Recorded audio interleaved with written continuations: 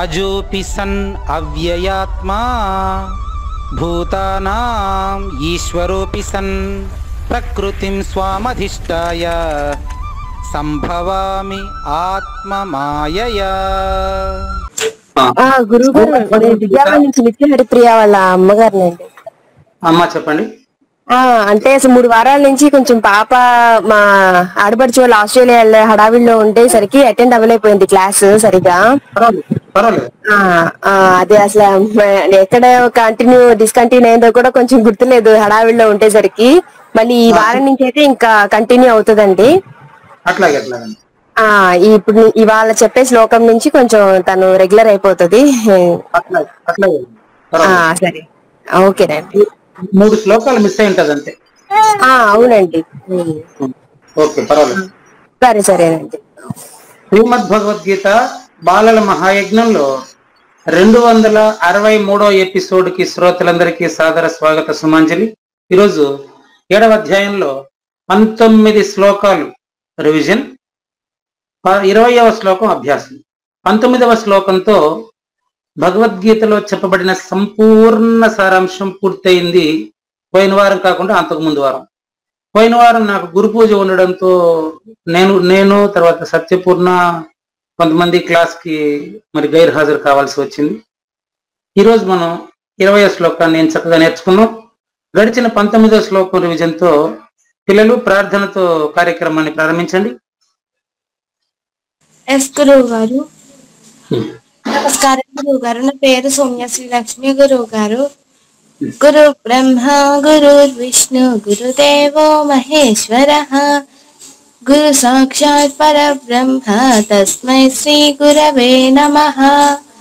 వసుదేవసుతం దేవం కంసచానూరమర్దనం దేవకీ పరమానందం కృష్ణం వందే జగద్గురుం. ఓం శ్రీకృష్ణ పరబ్రహ్మణే నమః.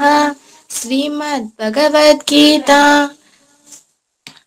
అథ సప్తమోధ్యాయః జ్ఞాన విజ్ఞాన యోగః. శ్రీ భగవానువాచ. శ్లోక నంబర్ 19. బహూనాం జన్మనామంతే జ్ఞానవాన్ మాం ప్రపద్యతే వాసుదేవః సర్వమితి సమహాత్మా సుదుర్లభః.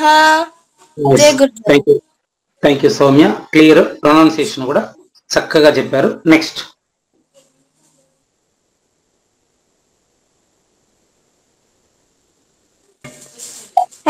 గారు నమస్కారం. గురువు గారు, నా పేరు గౌతమి సాయిప్రియ. గురువు గారు, శ్రీ భగవానువాచ. శ్లోకం నంబర్ 19. బహూనాం జన్మనామంతే జ్ఞానవాన్ మాం ప్రపద్యతే వాసుదేవః సర్వమితి సమహాత్మా సుదుర్లభః. సమహాత్మా సుదుర్లభః. Very good Gautami, thank you. Next 3.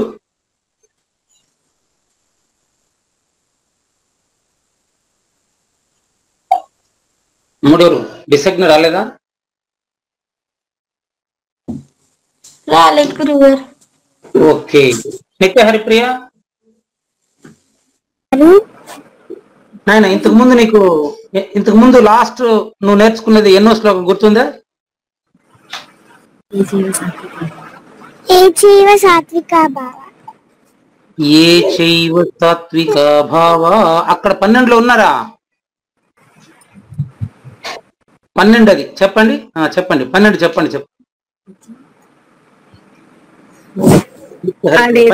కొంచెం ఫ్లో మిస్ అయ్యేసరికి మొత్తం మర్చిపోయిందండి. ఏం పర్వాలేదు నిత్య హరిప్రియ, నేను చెప్తాను, చెప్పు. ఏ చైవ సాత్వికా భావా రాజసాస్తామసాశ్చయే మత్త ఏవేతి తాన్ విద్ధి. మీరు చెప్పండి. నత్వహం తేషు తే మయి ఎంచుతేమని అమ్మ మీరు ఉండండి, అమ్మాయి చెప్తారు ఉండండి. నెక్స్ట్ 13 కూడా మీరు ఉన్నారనుకుంటున్నాను. త్రిభుర్గుణమయై భావై ఉన్నారా లేదా? చెప్పండి. త్రివిద్గుణైః భావైరేభిః సర్వమిదం జగత్ మోహితం మోహితం నాభిజానాతి మామేభ్యః పరమవ్యయం. Very good. నెక్స్ట్ దైవీహ్యేష దైవీశేష గుణమయీ గుణమయీ మమ మమ మాయా మామేవ ఏ ప్రపద్యంతే మామేవ ఏ ప్రపద్యంతే మాయామేతాం చరంతి తే. అంటే ఇది కూడా మీరు నేర్చుకున్నారని అర్థం. నెక్స్ట్ 15 చూడండి. నమాం దుష్కృతినో మూఢాః నమాం స్థితిలో మూఢాః ప్రపద్యంతే నరాధమాః ప్రపద్యంతే నరాధమాః మాయయా అపహృత జ్ఞానాః అపహృత జ్ఞానాః అపజ్ఞానః ఆసురం భావమాశ్రితాః. అసురం భావమాశ్రితాః. ఇది కూడా మీరు ఉన్నారు. ఇందులో మూర్ఖులు భగవంతుని తెలుసుకోలేరు. ఎన్ని రకాల మూర్ఖులు? 4 రకాల మూర్ఖులు భగవంతుని తెలుసుకోలేరు అని ఇందులో తెలుసుకున్నాం మనం. కమాన్. నెక్స్ట్ 16 చూడండి, మీరున్నారో లేదా గమనించండి. కానీ చతుర్విధ భజంతే మాం చతుర్విధ భజంతే మాం జనాః జనాః సుకృతినోర్జున సుకృతినోర్జున ఆర్తో ఆర్తో జిజ్ఞాసు జిజ్ఞాసు అర్థార్థి అర్థార్థి జ్ఞానీ చ భరతర్షభ. జ్ఞానేన పరదర్శవ. అంటే ఆర్తులు, జిజ్ఞాసులు, అర్థార్థులు, జ్ఞానులు అనే 4 రకాలు ప్రయత్నం చేత తెలుసుకుంటారు అని 7వ అధ్యాయం 16వ శ్లోకం సారాంశం అమ్మ. నెక్స్ట్ ఇదంతా మీకు ఇంట్లో నేర్పిస్తారు నిత్యహరిప్రియ. అలాగే గురువు గారు. ఇప్పుడు నేను మీకు చెప్పేది టూకీగా చెప్పేస్తున్నాను. ఎంతవరకు అనేది ఇంట్లో అమ్మగారు రాసుకొని నీకు వివరంగా చెప్తారు తర్వాత. అలాగే గురువు గారు. నెక్స్ట్ హేమానిక కూడా వచ్చిందా? రాలేదు గురువు గారు.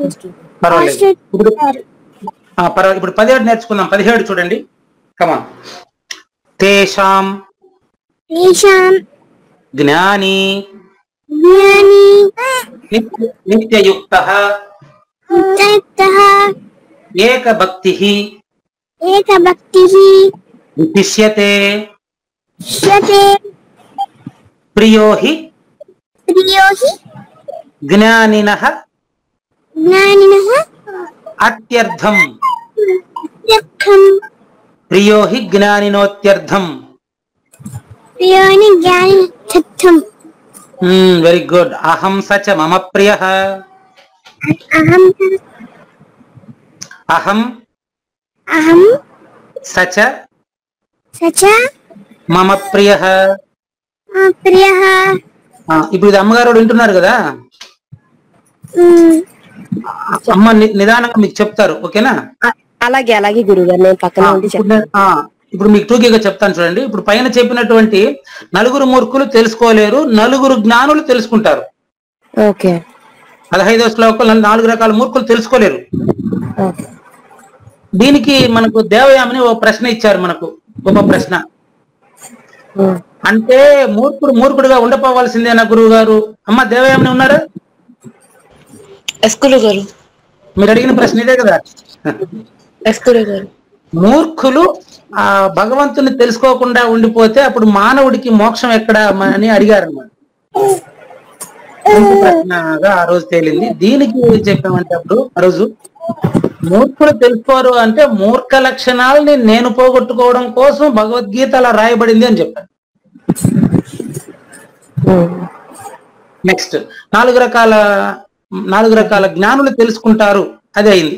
అందులో ఆ 4 ఈ 4 సర్వులలో కూడా తేషాం అంటే వారిలో జ్ఞాని ఏకరకమైన భక్తి కలిగి ఉంటాడమ్మా. ఏకరకమైన భక్తి అంటే అర్థం చెప్తాను ఇప్పుడు మీకు. మన నిత్యహరిప్రియ వాళ్ళ అమ్మగారికి ఇంపార్టెంట్. అమ్మ మీ పేరు అన్నారు, ఏం చెప్పండి? విమలాదేవి అండి.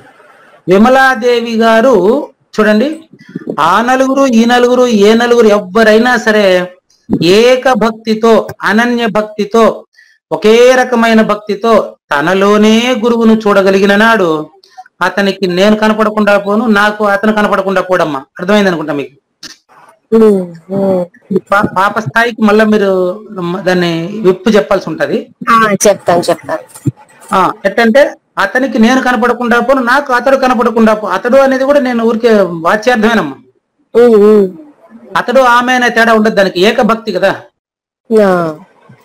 ఇదంతా కూడా నేను మన డిగ్రీ కాలేజ్ అమ్మాయి దేవయామనికి చక్కగా ఎక్స్ప్లెయిన్ చేయడంతోనే మీకు నేను చెప్పగలుగుతున్నా, లేకపోతే నేను కూడా చెప్పలేను. అవునమ్మా, ఆవిడ అడిగిన ప్రశ్న అలా ఉంది. వీళ్ళందరిలో ఆ మొదటి నేనును అంతటా నుండి నిబిడీకృతమై ఉన్న అచల భగవంతుడిని తెలుసుకున్నటువంటి వాడు నేనే అంటున్నాడు భగవంతుడు అమ్మ. అది నెక్స్ట్ 18వ శ్లోకంలో రుజువు అవుతుంది చూడండి. ఇప్పుడు నిత్యహరిప్రియ మీరు చెప్పండి అమ్మా. ఉదారాహ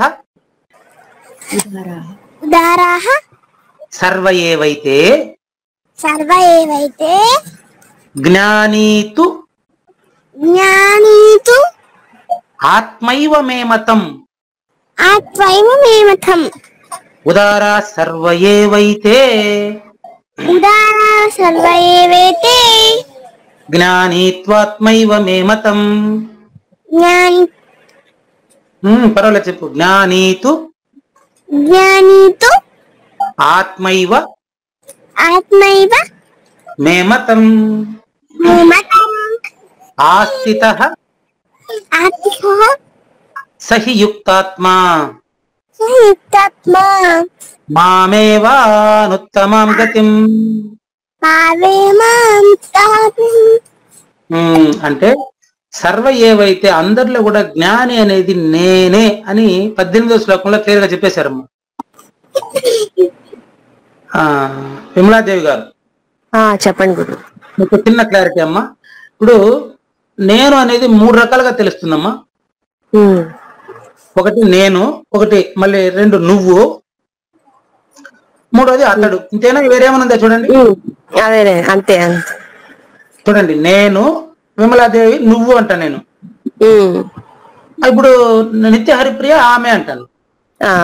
అతడు నేను నువ్వు ఆమె లేకపోతే అతను, ఈ 3 తప్ప నేను వేరే చోట ఉండదమ్మా. ఉండదు. ఈ 3 కామన్ గా ఉండేది ఏదో దాన్ని తానుగా తెలుసుకున్న వారు ఉత్తములు. అంటే ఇంక 2వది లేదనమాట. ఇప్పుడు మీకు చూపిస్తాను చూడొచ్చు మీరు. అది ఏకభక్తి. ఇప్పుడు మీకు చూపిస్తాను, మీరు చూడొచ్చమ్మా. విమలాదేవి గారు ఇప్పుడు చూస్తారు దాన్ని. ఇప్పుడు నేను అన్నప్పుడు పూజారి వెంకటేశాన్ని చూస్తున్నాడు. విమలాదేవి నేను అన్నప్పుడు ఎవరిని చూస్తారు? విమలాదేవి తాను నేను అని ప్రయోగించింది అనుకో, అంతే కదా, చూస్తుంది.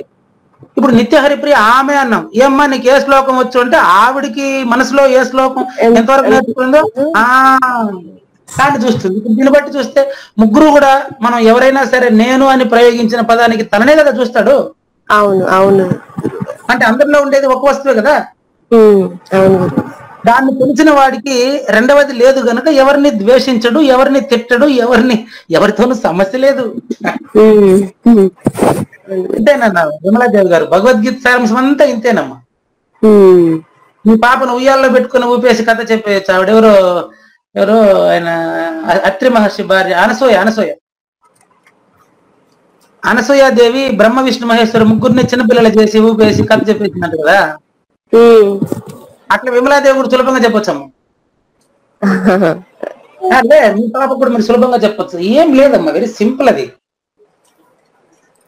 కాబట్టి చూడండి, ఇప్పుడు నేను చెప్పిన 3 నేనులలోనూ మీరు ఒకే నేనును చూడగలిగినట్లయితే అప్పుడు మీరు ఆ విషయం మీరు ఫస్ట్ చూసినట్లయితే నిత్య హరిప్రియ వయసు కూడా చెప్పొచ్చు. ఎందుకంటే ప్రహ్లాదుడికి ఎంత చిన్న వయసులో తెలుసుకున్నాడు. అవును గురువు గారు. నిత్య హరిప్రియ, హేమానిక సహస్ర, డిసగ్న లక్ష్మి వీళ్ళందరూ కూడా ప్రారంభంలో భగవంతులే. వాళ్ళకు మనం పరిసరాల్లో మనం వాళ్ళని పొల్యూట్ చేసేస్తున్నామమ్మా. అవును అవును గురుగారు. ఎక్కడ ఉన్నాం అయితే ఈ 18వ శ్లోకానికి పూర్తయిన విషయాన్ని 19వ శ్లోకంలో ఈ వారం ప్రకటించేశారు. ఓకే. ఇంకా అలా తెలుసుకోలేని వాళ్ళ సంగతి అధోగతి అనేది ఈ 20వ శ్లోకం నుంచి వస్తుంది. ఇది సామాన్యంగా ఇది రాదు, ఈ జన్మ అనేది సామాన్యంగా రాదు అని ఈ 19వ శ్లోకాన్ని ఇప్పుడు మనకు సత్యపూర్ణ అవుతారా? నో. అందరూ మ్యూట్ అవ్వండి. దేవయామిని చెప్తారు 19వ శ్లోకం వినండి. 19 చెప్పండి. నమస్కారం గురుగారు. ఓం శ్రీకృష్ణ పరబ్రహ్మణే నమః. శ్రీమద్ భగవద్గీత అథ సప్తమోऽధ్యాయః. జ్ఞాన విజ్ఞాన యోగః. శ్రీ భగవానువాచ. శ్లోక నెంబర్ 19. బహూనాం జన్మనామంతే జ్ఞానావాన్ మాం ప్రపద్యతే వాసుదేవః సర్వమితి సమహాత్మా సుదుర్లభః. Very nice. దేవయామినికి నిత్య హరిప్రియ రావడం చాలా రిలీఫ్ అయిపోయింది కదా?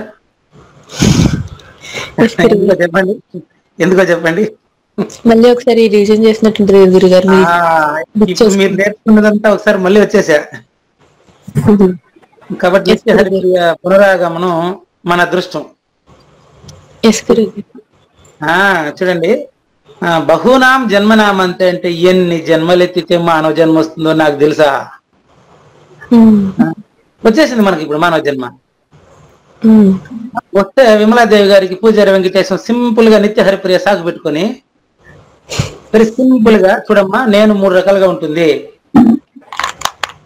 3 రకాలుగా ఉండేటప్పుడు పరిమిత నేను. మూడిట్లో కామన్ గా అంతటా ములుగుచ్చేదానికి సందు లేకుండా ఉంటే నేనేనని తెలిస్తే అప్పుడు ఇంకా రెండవది వాడికి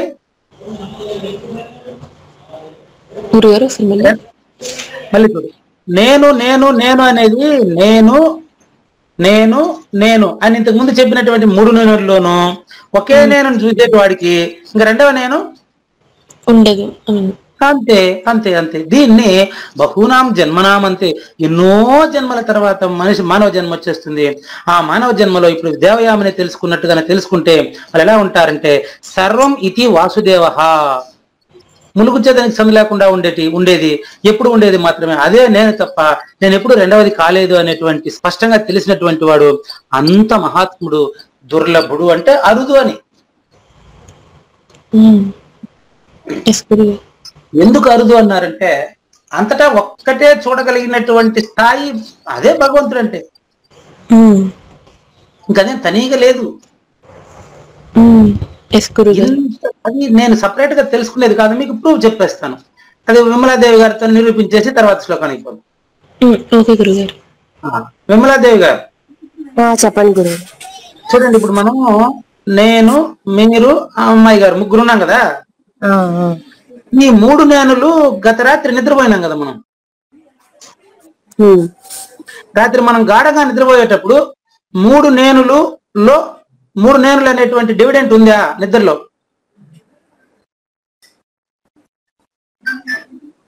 గాఢంగా నిద్రపోయినప్పుడు కొన్ని చెప్పండి. రాత్రి అర్ధరాత్రి నిత్య హరిప్రియ, మీరు ఇంకెవరున్నారు మీతో పాటు కుటుంబ సభ్యులు? వాళ్ళ తమ్ముడు నిత్య హరిప్రియ వాళ్ళ తమ్ముడు. నిత్య హరిప్రియ వాళ్ళ తమ్ముడు, నిత్య హరిప్రియ, మీరు, మీ అమ్మ, నాన్న, సారు, ఇంకా ఎంతమంది ఉన్నారు కదా.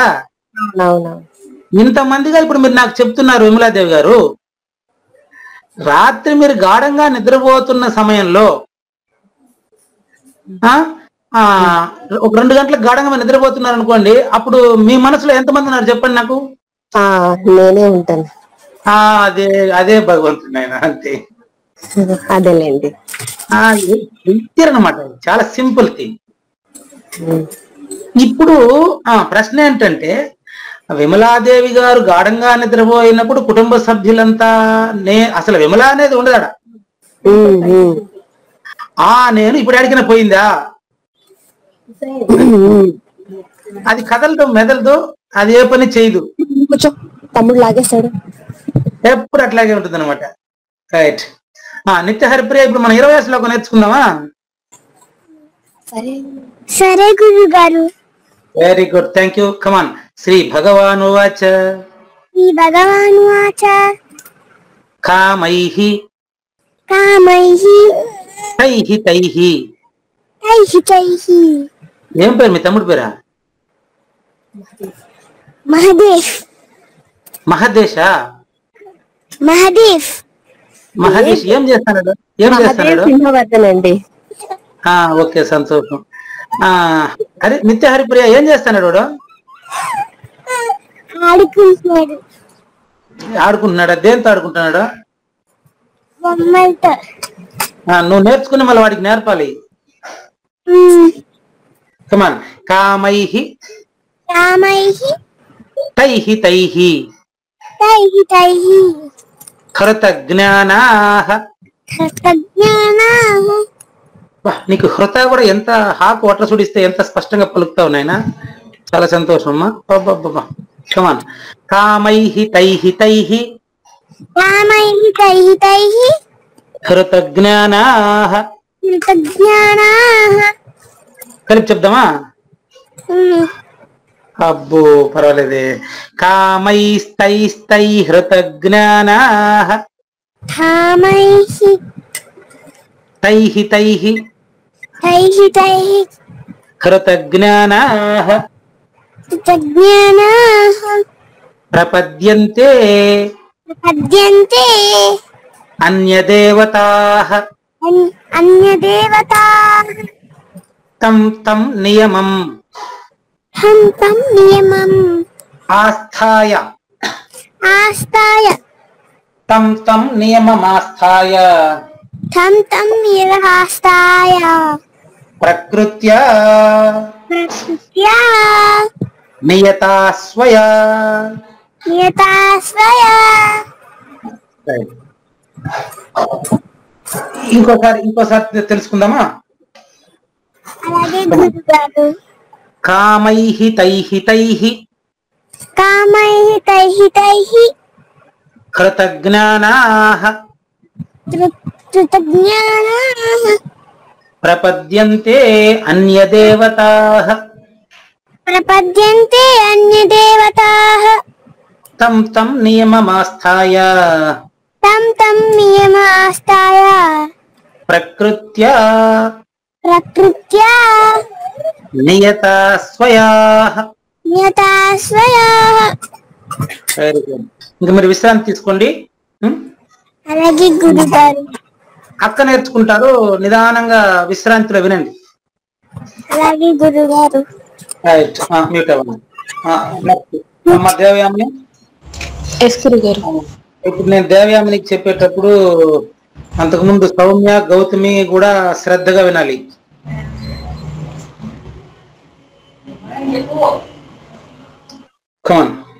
కామైస్తైస్తై హృతజ్ఞానాః. కామైస్తైస్తై హృతజ్ఞానాః ప్రపద్యంతే అన్యదేవతాః. ప్రపద్యంతే అన్యదేవతాః. తం తం నియమమాస్థాయ తం తం నియమమాస్థాయ ప్రకృత్యా నియతాః స్వయా. ప్రకృత్యా నియతా స్వయా. ఇక్కడ 19వ శ్లోకానికి భగవద్గీత సంపూర్ణ సారాంశ జ్ఞానం ముగిసిందని చెప్పాను. ఎస్ గురుగారు.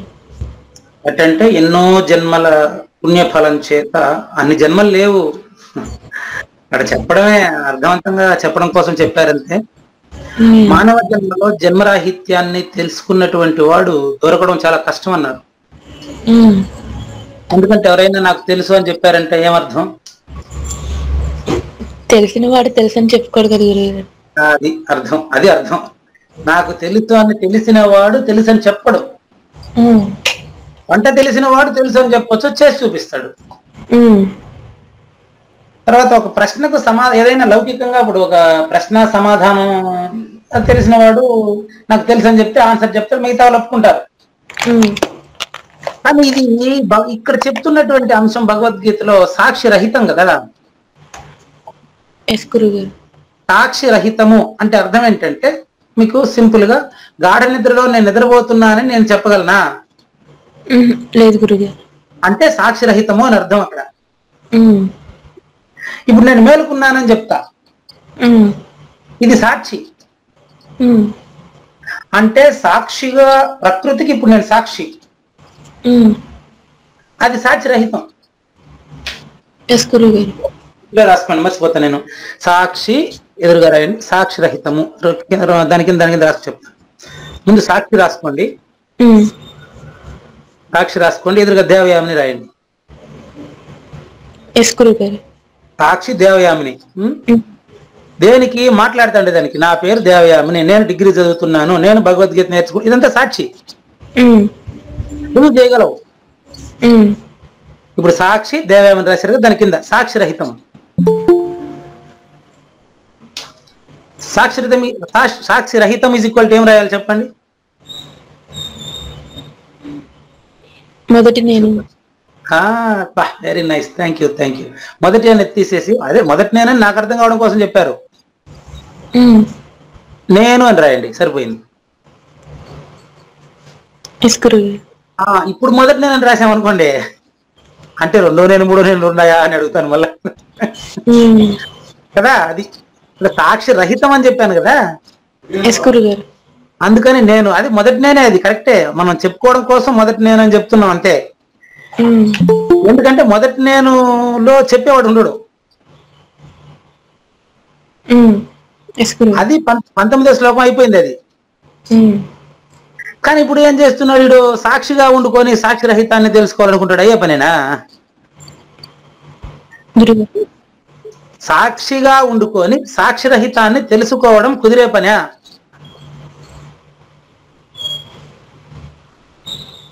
మళ్ళీ చెప్తాను. సాక్షిగా ఉండుకొని, మీకు 2 పదాలు చెప్పానమ్మా. ఒకటి సాక్షి దేవయామిని, తర్వాత సాక్షి రహితం నేను. అంతే కదా. ఇప్పుడు చూడండి, దేవయామినిగా ఉండుకొని మొదటి నేను తెలుసుకునే వీలుందా? అంటే ఇక్కడి నుంచే కదా గురుగారు ఆ స్థితికి వెళ్ళేది. అవును, అది దాన్ని వెళ్ళేది అనరు కదా. మంచి కన్వర్సేషన్, థ్యాంక్ యూ. ఇప్పుడు ఇక్కడి నుంచి అక్కడికి వెళ్ళేది అంటే వెరీ గుడ్. ఆ పదం మీదనే వస్తాను. నేను ఇక్కడి నుంచి కాలేజీకి వెళ్ళాలి, ఓకే, దానికి ఒక టైము అన్ని ఉంటాయి. అదే మొదటి నేను తెలుసుకున్న తర్వాత అక్కడి నుంచి ఇక్కడికి, ఇక్కడి నుంచి అక్కడికి అనేటువంటి భేదాలు ఉంటాయా? లేదు. అప్పుడు దేవయామిని కనిపిస్తుందా? అది నేను చెప్పడం, అది గాఢ నిద్ర దృష్టాంతం కూడా చెప్పడం. గాఢ నిద్రలో సాక్షి రహితం. నువ్వు అదన్నా అయి ఉండాలా, బాగా గమనించండి.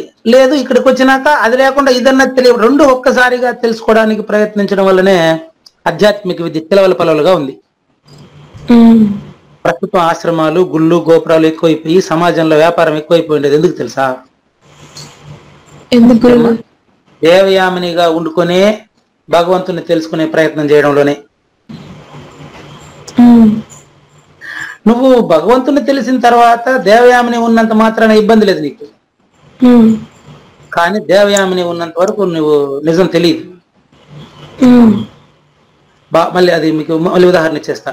ఇప్పుడు మీరు గాఢ నిద్ర వచ్చేంత వరకు మీరు నిద్రపోయిన దాని కింద లెక్క కాదు. గాఢ నిద్రలోకి వెళ్ళిన తర్వాత నిద్రపోతున్నానని చెప్పేవాళ్ళు లేరు. కాబట్టి చీకట్లో వెలుతురు కనపడదు, వెలుతురులో చీకటి అంతే అంతే అంతే. ఇది మీకు ఉదాహరణ మాత్రమే. ఈ వెలుతురు చీకటి గురించి కాదు నేను చెప్పేది. కాబట్టి అది ఇక్కడి నుంచి అక్కడికి ప్రయాణము అని ఎప్పుడైతే మనం అనుకుంటున్నామో, ఎక్కడి నుంచి అనేది 20వ శ్లోకం అన్న. ఎక్కడి నుంచి అంటే కామైహి, కోరిక కోరు చోట నుండి. మొదటి పదం కామైహి కదా. కామైహి అంటే అర్థం ఏంటి? కోరుట. కామైహి అంటే కోరుట. ఏం కోరుతాడంటే వాడు విడివిడిగా చూడండి. తైహి తైహి, తైహి తైహి అంటే బాగా నిదానంగా చెప్తాను. మిగతా వాళ్ళు నిత్య హరిప్రియ, గౌతమి, సౌమ్య జాగ్రత్తగా వినండి. పెద్దలు ఉన్నప్పుడు జాగ్రత్తగా నిదానంగా వినండి. నేను ఈ క్లాసులో తప్ప ఇంకొకసారి ఇది చెప్పేదానికి నాకు కూడా తెలియదు. చాలా ఇంపార్టెంట్ అమ్మా. కామైహి అంటే కోరికతో. ఏ కోరిక అంటే ఇప్పుడు మొదటి నేను ఏ కోరిక ఉంటుంది చెప్ప? ఏ కోరిక ఉండదు గురుగారు. కదా, కాబట్టి అది నేను తెలుసుకున్నానని చెప్పేదానికి మన వల్ల కాదు. కాదు. అది తెలుసుకున్నవాడు నేను తెలుసుకున్నానని చెప్పడు. మరి అప్పుడు వాడు అది అయి ఉన్నాడు కదా, ముందే అయి ఉన్నాడు కదా, ఇంకా చెప్పేది ఎందుకు? ఫలాన్ రోజు నాకు పూజారి వెంకటేశం గారు క్లాసులో చెప్పారు, ఆ రోజు నుంచి నాకు అర్థమైందని నువ్వు చెప్పావు అనుకో, హాస్యాస్పదంగా ఉంటది. ఎందుకంటే అంతకుముందు నువ్వు అది కాకుండా ఉండాలి. అప్పుడు కుదరదు కదా, అది చెప్పేదానికి లేదు. నాకు పూజారి వెంకటేశం గారు పలానా ఆదివారం రోజు 2024 తేదీ జూన్ 30వ తేదీ చెప్పినప్పుడు నాకు అర్థమైందని చెప్పినావు అనుకో, అది కాలంలో నిర్వచించినట్లు తప్పు అవుతుంది. అది నిత్యం కదా. నిత్య హరిప్రియ అంటే అది అర్థం. నిత్యము హరితో అచల పరిపూర్ణంతోనే ఆవిడ అపరోక్షమై ఉన్నారు. కాబట్టి ఇంత చిన్న వయసులో అంత బాగా మన నేర్చుకుంటున్నారు. నిత్యం అంటే మొదటి నేనమ్మా, నిత్య వర్తమానం. అది నీకు వర్తమానం 2 రకాలు చెప్తాను. వర్తమానం ప్రెసెంట్ టెన్స్ కదా, ప్రెసెంట్, పాస్ట్, ఫ్యూచర్ కదా. మూడిట్లో ఈ ప్రెసెంట్ అనేది పాస్ట్ కి ఫ్యూచర్ కి మధ్యలో ఉండేదని ప్రెసెంట్ అంటున్నాం కదా. భగవంతుడు అది కాదు, నేను అది కాదు. Eternal present that is means నిత్య వర్తమానము. ఏమ్మా, నిత్య వర్తమానము అనేది మొదటి నేనమ్మా. అది తెలుసుకోవడానికి అమ్మా చెప్పండి. వర్తమానానికి నిత్య వర్తమానానికి అంటే తేడా ఏంటి గురువు? వర్తమానము అనేది కాలం పైన ఆధారపడి ఉంటుందమ్మా. వర్తమానం అంటే అర్థం ఏంటి చెప్పండి? మామూలుగా ప్రెసెంట్ టెన్స్ అంటే ఏంటి? నవ్, ఇప్పుడు జరిగేదాన్ని వర్తమానం అంటే మనం ప్రెసెంట్ లో ఉన్నది. ఇది వర్తమానము అంటే జూన్ 30 వర్తమానం. ఇదే జూన్ 30 జూలై 1వ తేదీకి జూలై 30. అవునమ్మా, జూలై 1వ తేదీకి ఇది గతం అయిపోతుంది. అవునా? జూన్ 29వ తేదీకి ఇది ఫ్యూచర్ అయి ఉంటది. అంటే దీనికి నిలకడ లేదు, ఒక రీతిగా ఉండదు. ఇది ఇది వర్తమానం. నిత్య వర్తమానానికి ఆ రెండు ఉండదు. ఏది ఫ్యూచర్ టెన్స్, పాస్ట్ టెన్స్ ఉండకుండా ఉండే వర్తమానం ఏదో దాని నిత్య వర్తమానం. ఫర్ ఎగ్జాంపుల్ మళ్ళీ అదే చెప్తాను. నిద్రలో నీకు రెండు తెలుస్తాయా? ఫ్యూచర్ టెన్స్ అంటే నిన్న ఈ రోజు డేట్ తెలుస్తుంది నిద్రలా? లేదు గురుగారు. కాబట్టి నువ్వు పరిపూర్ణవే. ఆ పరిపూర్ణతలో ఇప్పుడుంటే నువ్వు దేవయామినిగా పలికినా కూడా ఇబ్బంది ఏం లేదు కదా. ఆ దృష్టితో నువ్వు ఉంటే నీకు రెండవది లేదు కదా. అది నిత్య వర్తమానం. అది తెలియకపోవడం వల్ల, ఏది తెలియకపోవడం వల్ల? నిత్య వర్తమానము తెలియకపోవడం వల్ల మనిషి నాది, నీది, వాడిది అని ఉంటున్నాడు. నాది అనే దాంట్లో నేను అనే భావన ఉంట్లా, దట్ ఈస్ డూప్లికేట్. నువ్వు సాక్షి రహితం కింద రాసావే, అదేంది? దానికి డూప్లికేట్ ఉంటదే? లేదు గురువు. దేవయామిని లాగా నేను ప్లాస్టిక్ సర్జరీ చేసుకోగలను ముఖానికి. పూజారి వెంకటేశం లాగా మీరు వేషం వేసుకుని, లేకపోతే దుర్యోధనుడు లాగా, కృష్ణుడు లాగా వేషం ఇటన్నీ వేయగలరు. మీరు ఏదైనా వేయగలరు భౌతికంగా. ఇప్పుడు సాక్షి రహితుడు నేను లాగా ఏదైనా వేషం వేసుకోరండి చూద్దామా? లేదు గురువు. ఎందుకు? అది అందరిలో. ఓకే, దాన్ని చెప్తాను, రాసుకోండి. నేను ఎదురుగా చెప్తాను, రాసుకోండి. నామ రూప క్రియా క్రియ రహితమైన నేను, నామ రూప క్రియారహితమైన నేను. కాబట్టి అది ఈస్ దేర్ అంతే. There is no activity. అది ఇప్పుడు దేవయామినిగా ఉండేది కూడా అదే. అంటే దేవయామినిగా ఉండేది కూడా అదే అనేటువంటి అవగాహన వచ్చేస్తే ఇంకా భగవద్గీత వినే అవసరం లేదు మనం. కానీ అత్యంత ఆసక్తికరమైనటువంటిది మీరు ఒకటి అన్నారు. అదేంటంటే ఆ వాక్యం అలాగే చెప్తాను నేను. ఇక్కడి నుంచే కదా సార్ అక్కడికి వెళ్ళేది అన్నారు చూడు. అది నేర్చుకోవడానికి బీజం, ప్రశ్న బీజం అంటారు దాన్ని. మనం నేర్చుకోవడానికి ఇక్కడి నుంచి అక్కడికి వెళ్ళాలి కాబట్టి, ఇక్కడి నుంచి వెళ్ళడానికి ఒక్కొక్క మెట్టు ఎక్కుతూ వెళ్ళాలంటే ముందుకు మనకు దేవత ఆరాధన అని కావాలి కదా.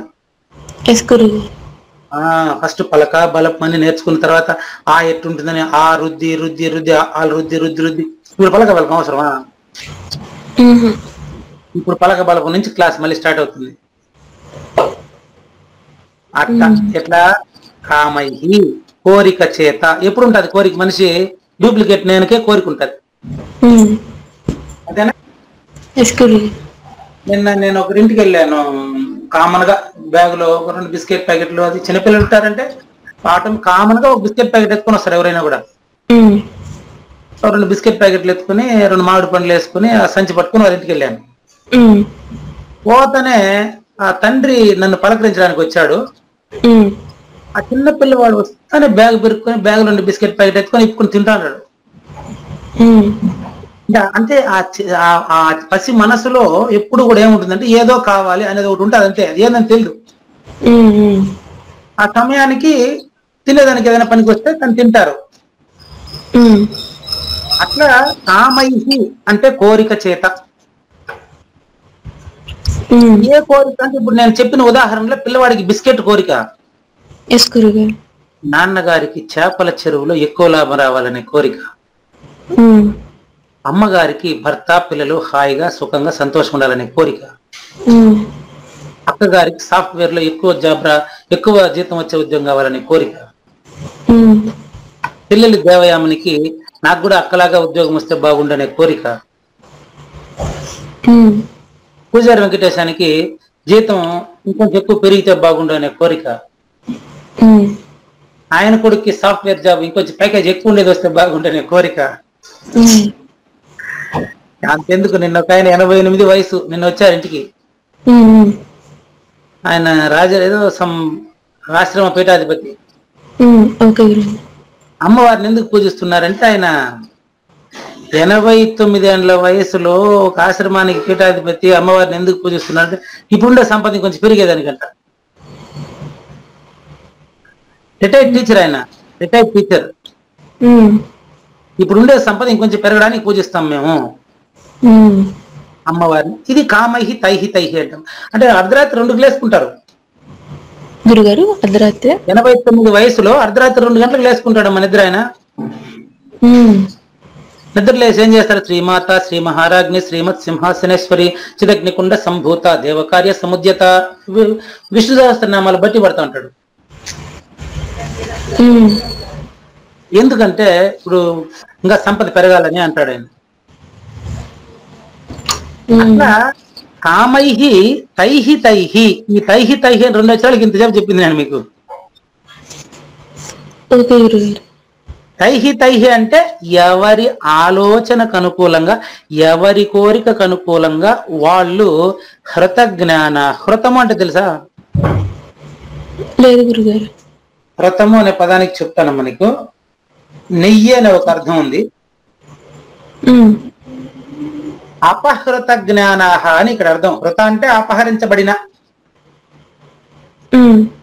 అంటే దేవయామిని ఉద్యోగం అనేటువంటి ఆలోచన చేత దొంగిలించబడ్డారు, అంటే దానికి అడిక్ట్ కాబడ్డారు. రైట్, అది కోరిక, భౌతికంగా కోరిక. తైహి తైహి అంటే ఎవరికి అనుకూలమైనటువంటి, ఎవరి ఆలోచనకు సంబంధించినటువంటి కోరికల చేత వాళ్ళు బంధించబడి ఉంటారు. స్వయాహ ప్రకృత్యా, ఈ పదం చూడండి లాస్ట్ ఉంది స్వయా అనేది. ఎస్ గురుగారు. ప్రకృత్య అంటే లాస్ట్ పదానికి మూడో పదం చివరి నుంచి. అంటే ఈ ప్రకృతిలో, ప్రకృతి ఒకటే, ప్రపంచం ఎవరు మనో ప్రపంచాలు వేరు వేరే ఉంటాయి, ప్రకృతి అందరికి ఒకటే. ప్రకృత్యాహ, ఈ ప్రకృతిలో తమ ప్రకృతి, ఎవరి ప్రకృతి, ఏ కోరిక అయితే కోరుతున్నాడో వాడి ప్రపంచానికి సంబంధించినటువంటి కోరిక అది. వాడి యొక్క ఆలోచనకు అనుకూలమైనటువంటి కోరిక. ఒకడికి ఎస్ఐ కావాలంటాడు, ఒక టీచర్ కావాలంటాడు, ఒకటి జడ్జి కావాలంటాడు, ఒకటి లాయర్ కావాలంటాడు, ఎవడు వాడిది కదా. వాళ్ళు ఇక్కడ స్వయాహ అంటే తన చేత దానికి అడిక్ట్ కాబడి, దానికి బంధించబడి, దానికి బాధ్యతగా నియతాహ ప్రేరితుడవుతున్నాడు. నియతాహ అంటే నియమించబడుతున్నాడు. అంతవరకు చూడండి. తైహి కామైహి అంటే ప్రతి వ్యక్తి కూడా అనేక రకాలైనటువంటి తన ఆలోచనకు అనుకూలమైనటువంటి, తన ఆలోచనకు అనుగుణంగా ఉండేటువంటి కోరికల చేత బంధించబడినటువంటి జ్ఞానం చేత ప్రేరేపించబడిన వారై ఏమేం కోరుతున్నారు, దానికి అనుకూలమైన కోరికలు కోరుతున్నారు. ఇప్పుడు చేపల చెరువులో ఎక్కువ బెనిఫిట్ రావాలంటే దానికి అనుకూలంగా టైం ప్రకారం అటెండ్ అవ్వాలి, దాని ప్రకారం అక్కడికి వెళ్ళాలి, దాని ప్రకారం కావాల్సినటువంటి చేపలకు కావాల్సిన మేత వేయాలి. అది నాన్నగారి యొక్క వృత్తి, అది అంతేనా? అంతే కదా. పాపం దానికి సంబంధించి దాన్ని చేస్తే కదా అది వస్తుంది. అది వారి యొక్క నైజం, వారి పని అది. నియమం ఆస్థాయ, ఆ నియమాన్ని ఆయన పాటిస్తారు. నాకు సరిగ్గా జీతం రావాలంటే నేను ఉద్యోగం చక్కగా చేయద్దా? అట్లా నాకు నా ఆదాయానికి అనుకూలమైన వృత్తి నేను, ఆయన ఆదాయానికి అనుకూలమైన వృత్తి ఆయన చేస్తూ ఇవి ఫలించాలంటే ప్రతి ఒక్కరు కూడా, మీకు చిన్న ఉదాహరణ చెప్తాను. లారీ డ్రైవర్ పోతూ ఆడిన పెద్ద గుడి కనపడితే కొద్దిగా బ్రేక్ వేసి చెప్పులు తీసేసి గబగబాని 2 కళ్ళకు అద్దుకొని నమస్కారం పెట్టుకొని పెదవికి చెయ్యట ముద్దు పెట్టుకొని బయలుదేరతాడు. ఎందుకు? ఎవరు గురుగారు? లారీ డ్రైవర్ మళ్ళీ చెప్పండి గురుగారు. అది చెప్తాను. లారీలో వెళ్తుంటాడమ్మా డ్రైవరు. ఆయన కొన్ని 100 కిలోమీటర్లు 1000 కిలోమీటర్లు తోలి గమ్యం చేరాలి. ఆయన ఆడ పక్కన ఏదైనా గుడి కనపడితే ఏం చేస్తాడు? ఆపేసి చెప్పులు తీసేసి ప్రశాంతంగా మొక్కుకొని దేవుని స్మరించి మళ్ళీ బయలుదేరతాడు. ఆయన ఎందుకు? క్షేమంగా వెళ్ళాలని. అంతే, ఆయనకు ప్రమాదం జరగకుండా పోవాలనేది ఆయన బాధ. దానికి అట్లే అనుకోవచ్చు కదా, దేవాలయం దగ్గర రావడం ఎందుకు? కామైస్తైస్తై ప్రపద్యంతే అన్య దేవత, అది సమస్య. తనకంటే అన్యంగా దేవత ఉన్నారనే భ్రాంతి చేత. ఇది క్లియరా? తం నియమం ఆస్థాయ.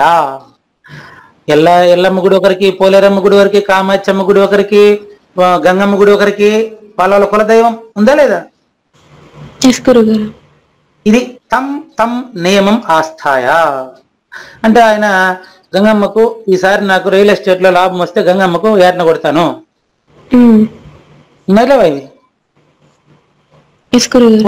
పోలేరమ్మకు మేకపోతే బలిస్తాను, ఉందా లేదా? ఇదంతా ఇవంతా ఆధ్యాత్మిక విద్యలో 1వ క్లాస్. ఇదంతా తం అంటే వారి తైహి కోరికలు, తైహి కామైహి అంటే ఆయా ఆలోచనల చేత వారికి అనుకూలమైనటువంటి నియమాలని పాటించి వాళ్ళు పాటించే వాళ్ళంతా మొదటి నేనుకు అన్యంగా ఉండే డూప్లికేట్ దేవతలు. క్లియర్ అయిందా మీకు? మళ్ళీ చెప్తాను. మొదటి నేనుకు అన్యంగా తెలియబడుతున్నటువంటి డూప్లికేట్ దేవతలను పూజించేవాడు కూడా. డూప్లికేట్ దేవతలంటే మొదటి నేనుకు ఇతరంగా ఏదో ఉందని భావించే వాళ్ళంతా డూప్లికేట్. వాళ్ళు భావించే దేవతలు డూప్లికేట్. ఉమ్. మొదటి నేనుకు అన్యంగా ఏదైనా ఉందా? మనకి ఇంతవరకు 19వ శ్లోకం వరకు చూసిన దాన్ని బట్టి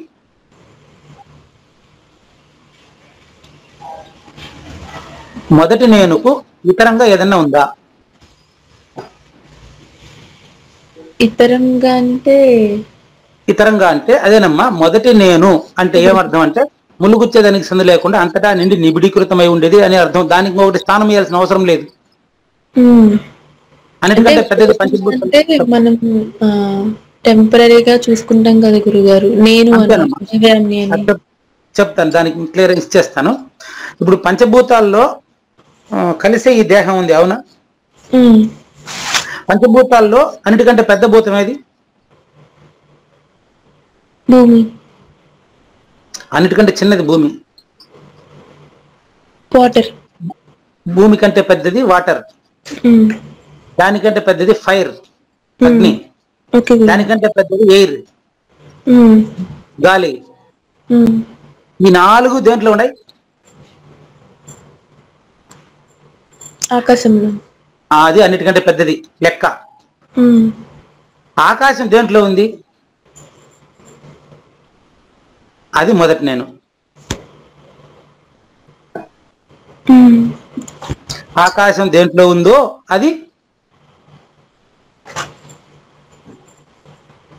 మొదటి నేను. ఆకాశాన్ని నాయనా చెప్పండి. ఆకాశం అంతటా ఉంది కదా గురుగారు. అదేనమ్మా, ఆకాశము అంతటా ఉంది అని చెప్పేటోడు మిగతా 4 భూతాలకు పరిమితమైనటువంటి దేవయామిని మాత్రమే. ఉమ్. మిగతా 4 భూమి, నీళ్లు, గాలి, అగ్ని కలిసినటువంటి శరీరంతో కూడినటువంటి దేవయామిని ఆకాశంలో నుంచి మాట్లాడుతూ ఉంది. పూజారి వెంకటేశ్వరుడు అంతే. ఉమ్. కానీ వీళ్ళిద్దరికీ సంబంధం లేనటువంటిదే మొదటి నేను. ఉమ్. అందులో ఆకాశం శూన్యం. ఉమ్. ఆకాశం అంటే శూన్యం అని అర్థం అమ్మా. ఉమ్. ఓకే గురుగారు. ఆ శూన్యానికి అతీతంగా ఉండే దాంట్లో శూన్యము శూన్యమవుతుంది, ఉమ్. ఉమ్. శూన్యము సర్వం కూడా అవుతుంది. ఆ సర్వమే ఇప్పుడు మాట్లాడుతుండేది. శూన్యమైనటువంటి ఆకాశంలో గాలి ప్రేరేపించబడి అగ్ని ఏర్పడి, అగ్ని ద్వారా నీళ్లు, నీళ్ల ద్వారా భూమి, భూమి ద్వారా వాతావరణం పైన అనేక రకాలైన జీవరాశులు, ఆ జీవరాశుల్లో మనుషులు ఒకడు. ఎస్ గురుగారు. ఈ మనిషి మళ్ళీ తిరిగి అవన్నీ తెలుసుకుంటేనే అది తెలియబడుతుంది. అది తెలియబడిన తర్వాత తెలిసిన వాడు ఉండడు ఇంకా. ఆ తెలిసిన వాడు ఉండకుండా ఉండే స్థితి తెలియాలంటే ఇక్కడి నుంచే కదా మనం అక్కడికి వెళ్ళాలన్నారు కదా. ఆ ఇక్కడి నుంచి మనం ప్రారంభంలో అనేక దేవతలు, పూజలు, పునస్కారాలు ఇవంతా ప్రారంభంలో అవసరమే తప్ప తెలిసిన తర్వాత ఇది కూడదని చెప్పడు, చేయాలని చెప్పడు, తటస్థంగా ఉంటాడు. కాబట్టి ఇక్కడ తం తం అంటే వారి వారి నియమ అంటే ఆలోచనలకు, నియమములకు, షరతులకు ఆస్థాయ పాటించి అన్య దేవతా అంటే మొదటి నేను కంటే ఇతరమైన దేవతలను,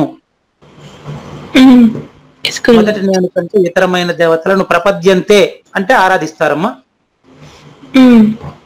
ఉదాహరణకి మనమంతా కాశీకి పోవాలని చాలా మంది తిరుపతి జిల్లా నుంచి బయలుదేరుతుంటారు. అంటే ఏమర్థం? వీళ్ళకి దేవుడు కాశీలో ఉన్నాడని అర్థం. కాశీలో ఉండే వాళ్ళంతా తిరుపతికి బయలుదేరుతుంటారు.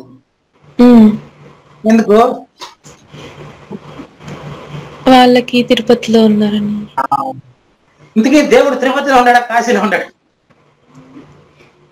అంతటా ఉన్నారు గురుగారు. అంతటా ఉండే దేవుణ్ణి తిరుపతిలో ఉండాలనుకునేవాడు కాశీలో ఉండేవాడు, కాశీలో ఉండేవాడు తిరుపతిలో ఉండాలనుకునేవాడు కాశీలో ఉండేవాడు. ఆడనుకుంటే ఈడ, ఆడనుకుంటే నిజానికి ఇద్దరు ఉండే చోట కూడా అసలు వీళ్ళతో సంబంధం లేకుండా ఉండదు దైవం. కాబట్టి తిరుపతిలో ఉన్నాడని బయలుదేరిన కాశీ వాళ్ళకేమో తిరుపతిలో దేవుడు ఉన్నాడు, తిరుపతిలో కాశీకి బయలుదేరిన వాళ్ళకి కాశీలో దైవం ఉన్నాడు.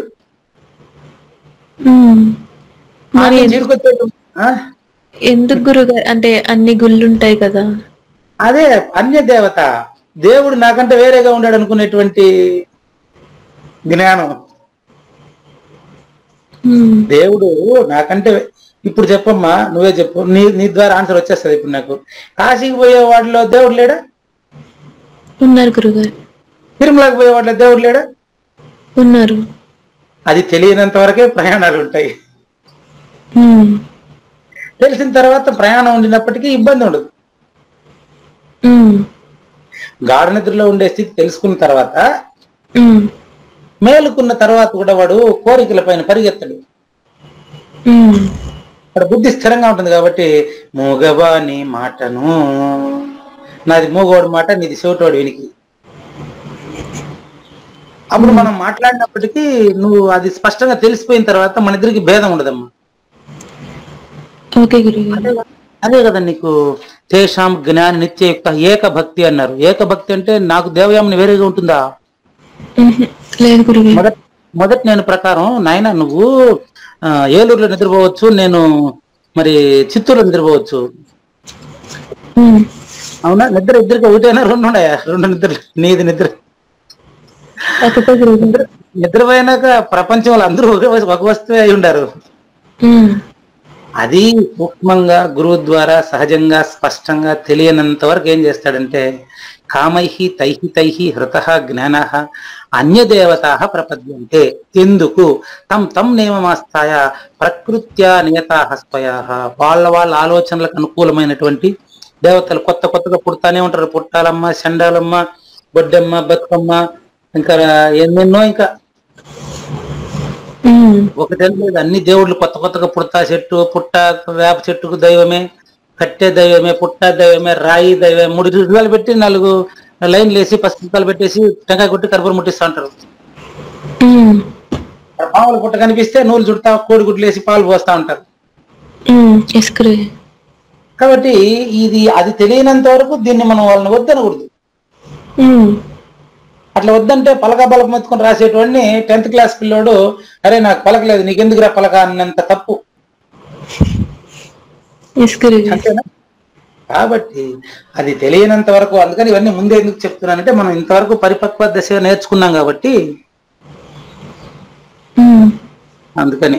ఒకసారి శ్లోకం చదవండి. ఒకసారి చెప్పరా గురు?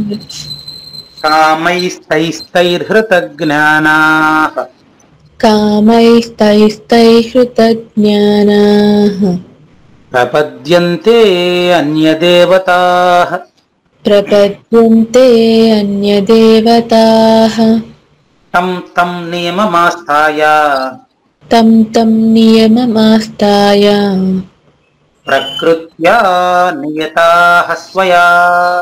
ప్రకృత్యా నియతాః స్వయా. మీరు చదవండి.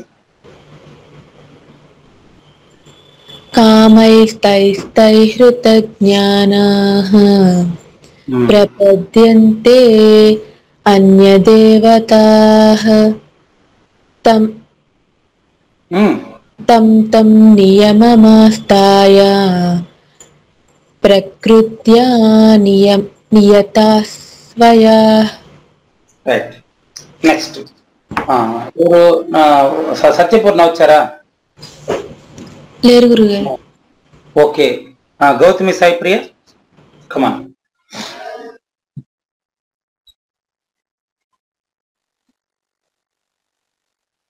నో. సౌమ్య శ్రీలక్ష్మి. ఎస్ గురువు గారు. నేర్చుకుందామా? ఎస్ గురువు గారు. అక్కకి చెప్పేటప్పుడే మీరు నిదానంగా అవగాహన చేసుకోమని చెప్పినప్పుడే కానీ. ఎస్ గురువు. కామైస్తైస్తైర్హృతజ్ఞానాః కామైస్తైస్తైర్హృతజ్ఞానాః వెరీ గుడ్. ప్రపద్యంతే అన్యదేవతాః తం నియమమాస్థాయ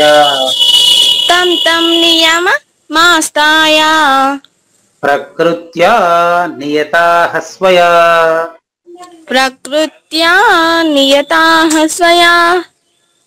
అట్లా నేర్చుకోవాలి. ఇంకా గౌతమి వచ్చారా? పని మీద వెళ్ళారా? లేరు గురువు గారు. గౌతమి పర్వాలేదు. ఇంకెవరున్నారు? కొత్తగా ఎవరిని వచ్చినారు చూడండి. ఆ, కాబట్టి మన దేవయామిని భావం ఒక సంక్షిప్తంగా భావం చెప్పేదమ్మా. ఎస్ గురుగారు. మొదటి నేను తెలియలేని వారు, ఓకేనా? మొదటి నేను తెలియలేని వారు నానా కోరికల చేత కూరుకొని పోయినటువంటి సకామ భక్తులు ఎవరైతే ఉన్నారో వాళ్ళు వారి వారికి తగిన దేవతలను ఆరాధిస్తారు. వారి వారి ఆలోచనలకు తగిన దేవత వారు ఆరాధిస్తారు. ఉదాహరణకు మీకు ఎంతో మంది మీ ఇంటికి వచ్చి ఏమంటారంటే పలానా దేవాలయంలో చాలా సత్యం ఉంటుంది, అక్కడికి డొనేషన్ ఇవ్వండి, అక్కడ దేవతకు పూజ చేయండి, ఆడ బాగుంటుంది, ఈ దేవత కంటే ఆ దేవత పవర్ఫుల్ అంటాడు వాడు. మా ఆవిడకి జ్వరం వచ్చింది ఒకసారి. జ్వరం వచ్చినప్పుడు మా అత్త ఆ గుడిలో పోయి మంత్రం వేసుకుని రాకండి అని చెప్పారు. ఇంకా జ్వరం బాగా కావాలి కదా, ఎట్టా ఇంకా తప్పదు కదా, వాళ్ళ విశ్వాసం ప్రకారం అది కూడా కానీలే అని చెప్పేసి ఆ గుడిలో మంత్రం వేసుకొని ఇంటికి వచ్చా. దారిలో ఒక పూజారి చూశాడు. ఆయన ఏం చేశారంటే, ఎందుకంటే మీరు ఇంత దూరం రావడం, నేనే వచ్చి మీ ఇంట్లో మంత్రం ఇచ్చేసి వస్తాను అండి. దానికి కూడా కాదనిలే, ఆయనే వచ్చి వ్యాపారం తీసుకొస్తాడు, మంత్రం వేసినాడు, పోయినాడు, పర్వాలేదు, నేనేమనలే. నేనేం చేసాడు, ఒక రోజు సార్ రండి సార్ కూర్చోండి, మీతో ఒక మాట మాట్లాడాలి నేను.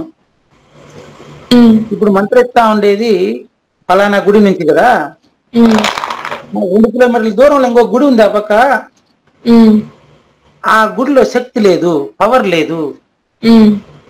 ఇప్పుడు మీకు 2 రోజులుగా మంత్రిస్తా ఉండేటువంటి గుడి పూజారి నేను, నాదే పవర్, దానికి పవర్ లేదంటాడు. నేను అడిగినాను ఆయన్నే, లేదు గురు, ఎందుకు ఆయన చెప్తున్నాడు అంటే, ఇతని గుడిని హైలైట్ చేసి ఇతను డబ్బు తీసుకోవడం కోసం. పైగా ఇంకో మాట, అది ప్రూఫ్. ఇక్కడ పలానాయన 116 రూపాయలు ఇచ్చాడు, ఆయన కుటుంబం బాగుంది. నాకు అసలు గుడే తెలియదు, ఆ గుడి గురించి కూడా తెలియదు నాకు. నేను కొత్త ఊరికి అప్పుడే వచ్చిండా, చాలా సంవత్సరాల తర్వాత ఇక్కడికి వచ్చుంటే మంత్రం వేసి గుమ్మును పోకుండా ఇతను ఒక దేవతను సృష్టించి ఆ దేవత పనికిరాదు, ఈ దేవత గొప్పది అంటున్నాడు. దేవతల్లో అన్ని ఉంటాయా? లేదు గురు. అతనికి అలవాటు అయిపోయింది ఆ విధంగా డబ్బు సంపాదించడం. కాబట్టి ఆ దేవతల్ని పూజించే వాళ్ళు కానీ పూజించబడే వాళ్ళు కానీ ఇద్దరు ఉండరు, ఒకడే అనేది వాళ్ళకి తెలియదు. ఉదాహరణకి ఇప్పుడు మీ ఇంట్లో ఎప్పుడైనా మొక్కున్నారా? దేనికైనా దేవాలయానికి మొక్కుంటారు లేదా? మొక్కునేది ఎవరు? అమ్మ, లేకపోతే అవ్వ, లేకపోతే నాన్న. ఎవరైతే మొక్కుంటారో మొక్కు తీర్చేది ఎవరు? అంతే, ఎవరైతే మొక్కుంటారో వాళ్ళే మొక్కు తీర్చేది. మొక్కు తీర్చుకోబడేది, అది పొందేది, సంబంధించి ఫలితాన్ని పొందేది కూడా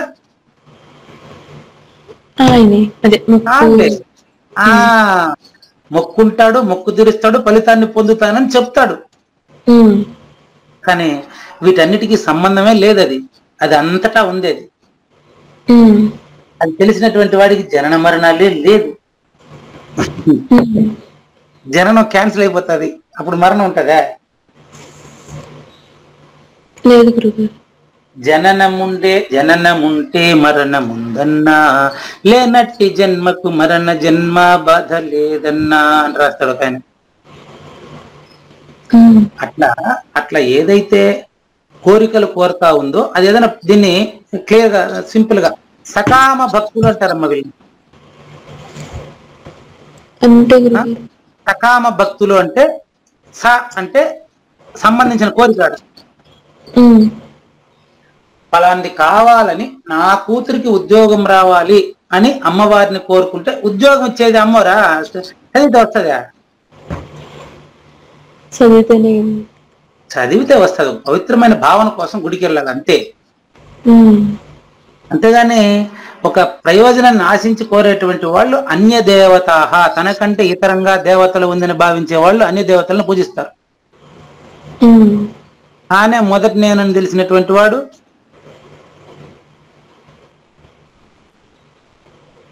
పూజిస్తారు కానీ కోరికలేముండవు. మిగతా వాళ్ళతో పాటు సమానంగా ఉంటాడు, కానీ ఇది నాటకం అని తెలిసిపోయి ఉంటుంది. మనం జాలీగా హాయిగా ఉంటాడు. ఏమంటాడు, సుఖంగా సుసుఖం కర్తం, సుసుఖం చాలా సుఖంగా ఉంటాడు, మనకంటే హాయిగా సంతోషంగా జాలీగా ఉంటాడు, ఎలాంటి ఒత్తిడి లేకుండా ఉంటాడు. రైట్, ఇది సారాంశం. గురుగారు, అంటే దేవుడు అందరిలో ఉంటారంటారు కదా, అదే మరి పూర్వం ఎందుకు ఇలాగా మేము ఇక్కడ దేవుణ్ణి ఈ రూపంలో స్థాపిస్తున్నాం, తీసుకొస్తున్నాం ఈ విగ్రహంలోకి అని చెప్తారు కదా గురుగారు? అదేనమ్మా చెప్తాను చూడండి. జ్ఞానం అందరిలో ఉంది కదా, నువ్వు పలక బలం నువ్వు మాత్రం తీసుకోవు, వాళ్ళకి మాత్రం చిన్నపిల్లలకు మాత్రం పలక బలం ఎందుకు? ఇదంతా అంటే ఇలాగా మొదటి నేను గురించి తెలిసిన వాళ్ళు కూడా ఉంటారు కదా గురుగారు, వాళ్ళు కూడా ఇంకా మంచి తత్వం. నీకు పెళ్ళయిన తర్వాత నీ బిడ్డకి నేర్పించేటప్పుడు కూడా నువ్వు పలక బలపంతో నేర్పిస్తావా?